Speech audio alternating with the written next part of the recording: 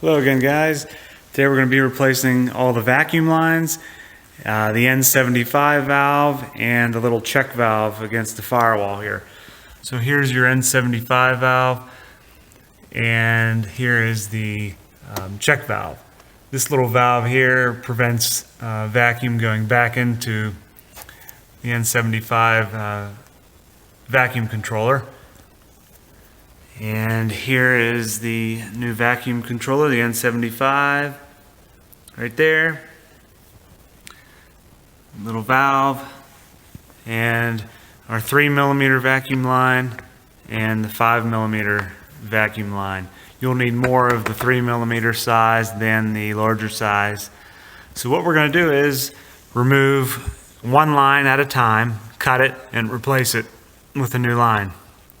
So you don't want to just get in here and just start ripping everything apart, because you'll be like, what do I do now? I don't know where all these go.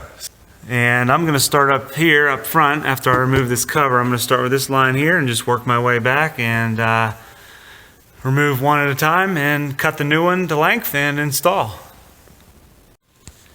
Another little tip, guys. Here's a vacuum hose routing diagram right under the hood here. If you need to, just clean this up. You know, it can get dirty over time. Hopefully yours is still legible.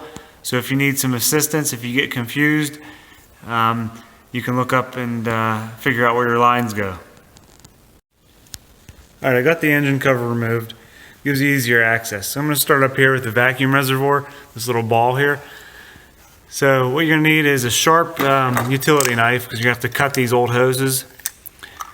So I got the blade, stuck it down in this little cavity, made a slit, and it allowed me to work that hose loose, like so.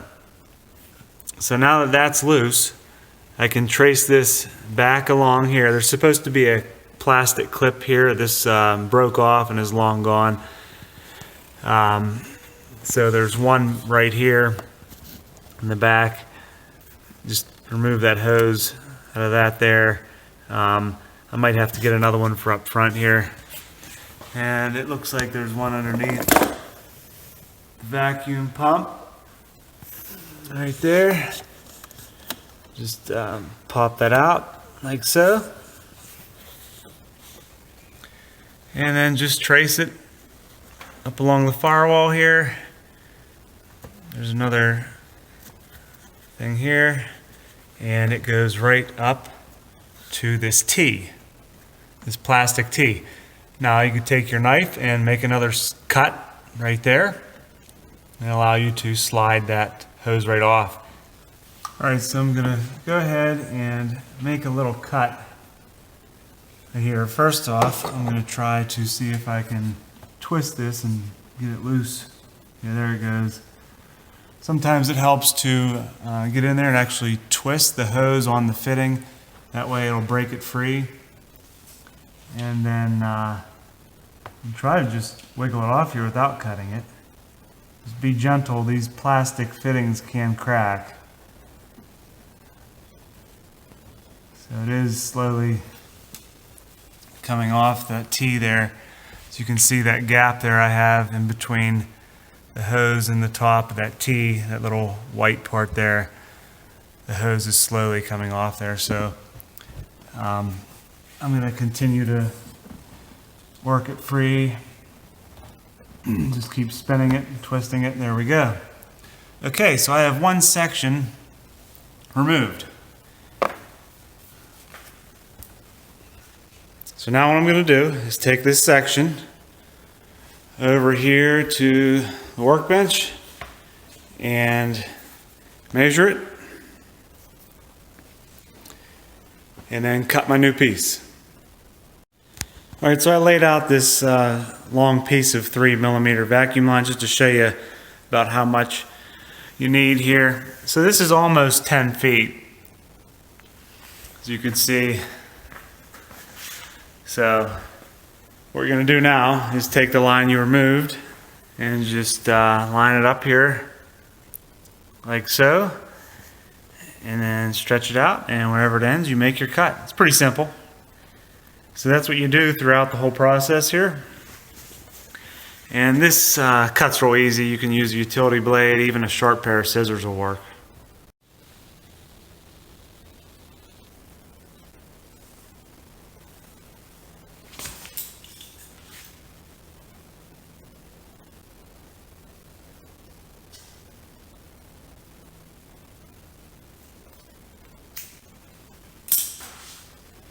Okay, that takes care of that.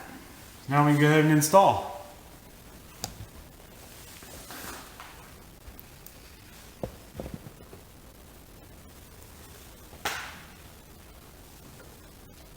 Simply slide this up through.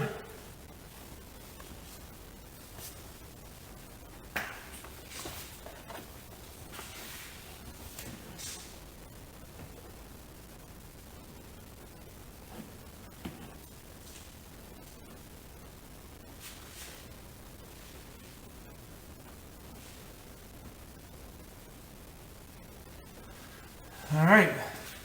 So once you push it up there until it's fully seated into position, then you can work your way back to the vacuum reservoir. Pop it back into the appropriate positions.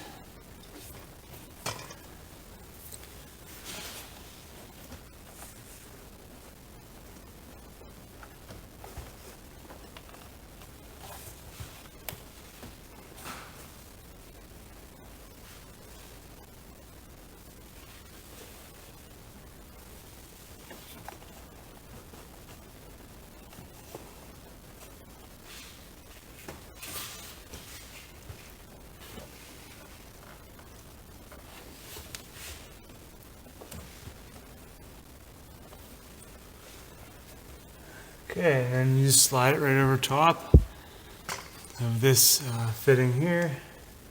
Just push it down.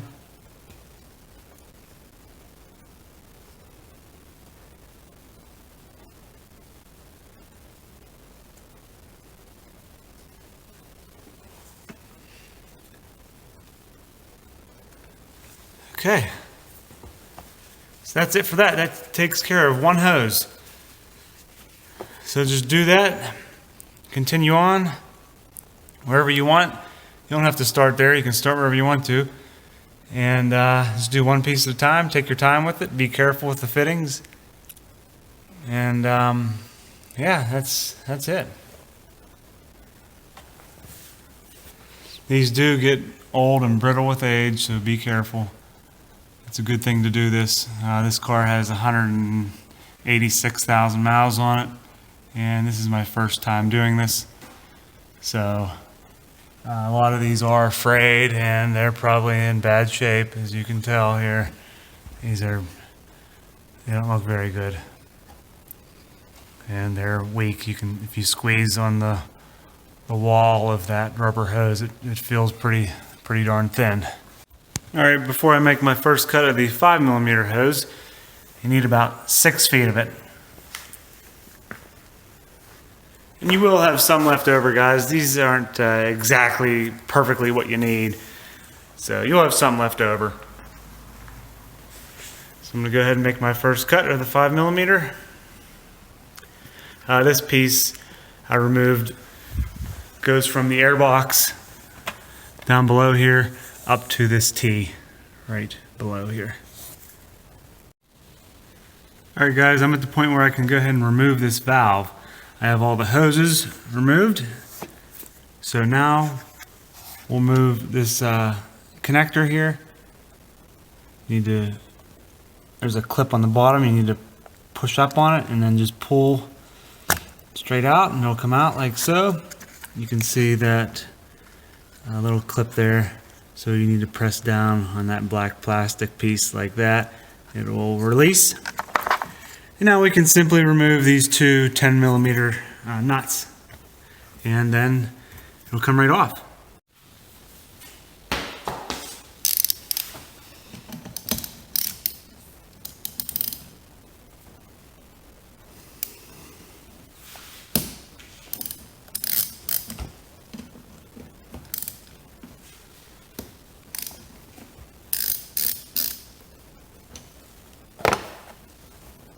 Be careful not to drop these nuts, you don't want to lose them.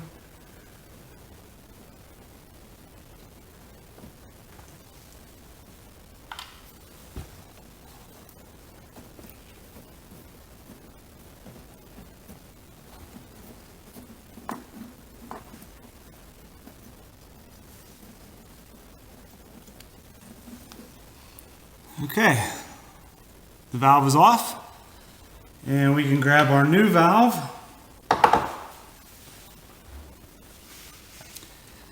and it simply goes on the same way.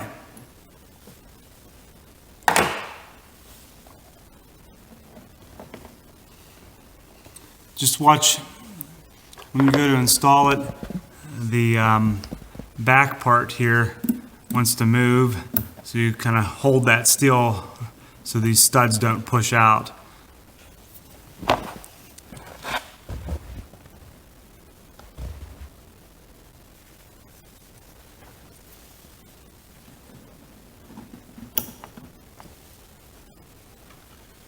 Then simply thread the nuts back on.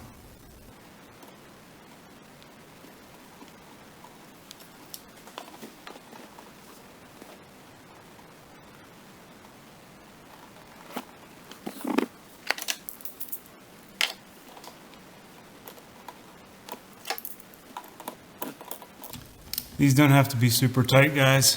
All right, now that we got that on, we can go ahead and slide our hoses into position.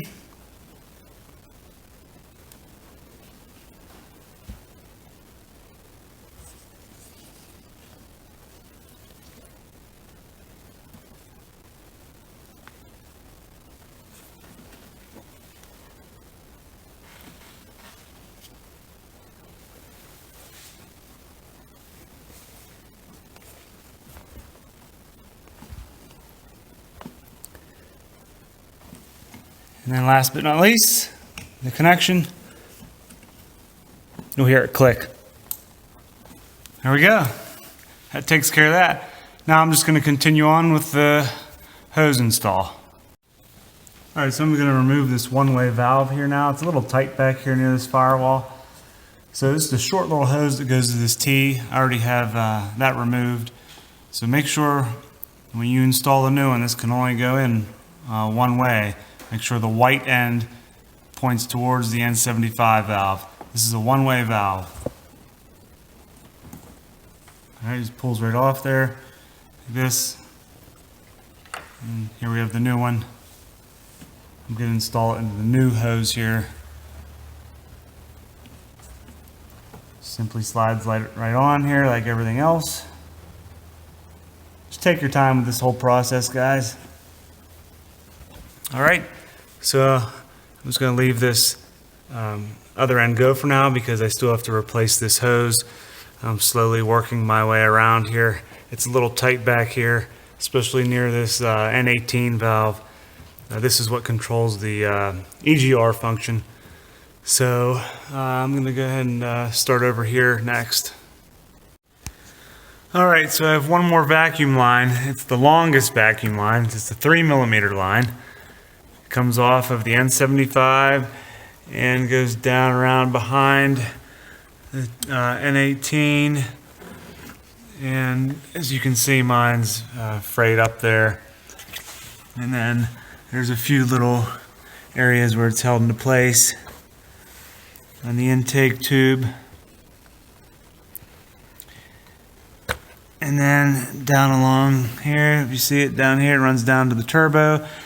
So what you're gonna have to do is reach down here and slowly unclip the hose and then reach the bottom, the turbo there, and pull it straight down. If you can't get it, you might have to jack the vehicle up. I was able to slide mine off fairly easily. And this will be my last cut. This will use the majority of the vacuum line. So you can see I'll have a little bit left over.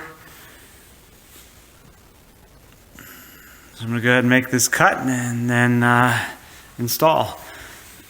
This is pretty shot. You can see, look how bad this is. It's really weak too in spots. I should see an improvement for sure.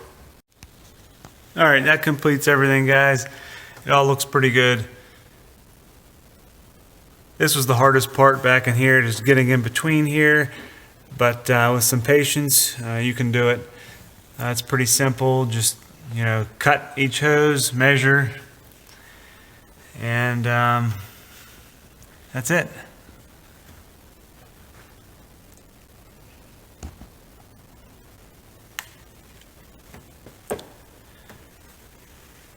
I just did this as some preventative maintenance. I didn't have any error codes or check engine light illuminated at all. So this is all preventative maintenance. I noticed these hoses were becoming brittle, so I chose to just replace them with the stock style. You can get all different kinds of colors if you'd like, but I chose this type of hose because that's just what I like. Again, I'll have all the part numbers up in the description for everything. You can check that out and check out all my other Volkswagen videos. And take care, guys. See you in the next one.